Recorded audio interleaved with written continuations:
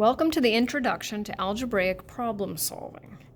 So we're going to take a look at 6 different types of problems. So we're going to start with one number, consecutive integer, 2 number, and then there'll be a quiz. And then money, perimeter age, and then there'll be a quiz.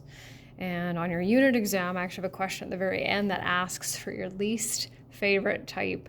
And it's always interesting just to see the variety of different answers for that.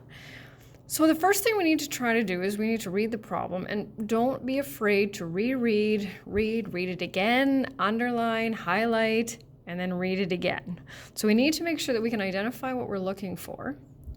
And then we're going to write a let statement. That might be something new. And today's let statement probably won't explain the importance of it, but hopefully once we get further and further into the types, you'll understand. Then we'll translate the equation from left to right, unless there's a less than. That's our reversed one. Then we'll solve it, and then we'll write a sentence that answers the question. So we don't need a solution set for these. Our sentence is our solution set. And so just a reminder, when we write a sentence, we need to start it with a capital letter. We need to have a subject and a verb and an answer that includes the unit if necessary, and a punctuation mark at the end. So let's get to it. So our first type is one number problems. It says 3 times a number added to 7 is 16. What is the number? So what are we looking for? Well, we're looking for the number, right? There's only one. That's why we call it one number problems. So what we do is we choose a variable, and that will represent the number. And I know that sounds like silly at this point, but once we have more than one number, it's a lot easier for students to understand why we do this, because we can obviously have more than one let statement. So now we'll translate from left to right. So 3 times a number, right? So our number is n, added to 7 is 16. And it says, what is the number? Well, now we're going to solve. So now that we're past the solving equations, you can choose which steps to put when you're solving. So you can do all the steps that we did previously, or you can start to kind of see which ones you might be able to do in your head, or just with your calculator. So in order to get n by itself, right, we have to subtract 7 from both sides.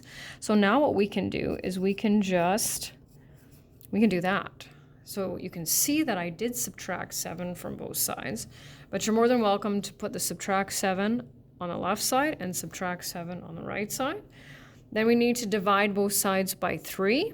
You can show that step if you want, or you can go right to there. But of course, each line can only have one equal sign, and each line has to be equivalent to the previous one, right? So it says, what is the number?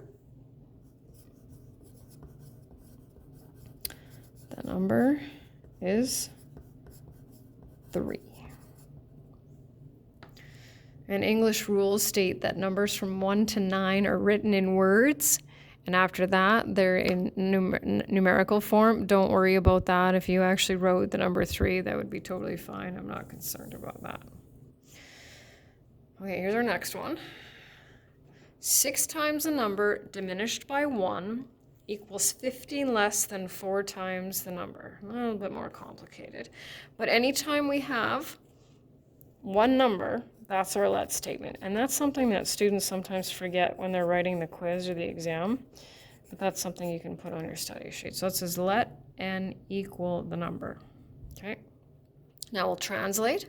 6 times a number diminished by 1 equals 15 less than 4 times the number.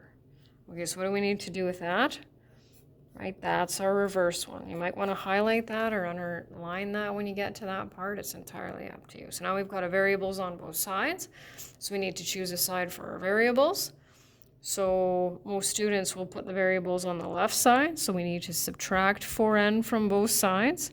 So I'm writing it here, but you don't have to. Now we're at more than one step, right? Now we need to add 1 to both sides. Divide both sides by 2, and n equals -7. So the number is -7.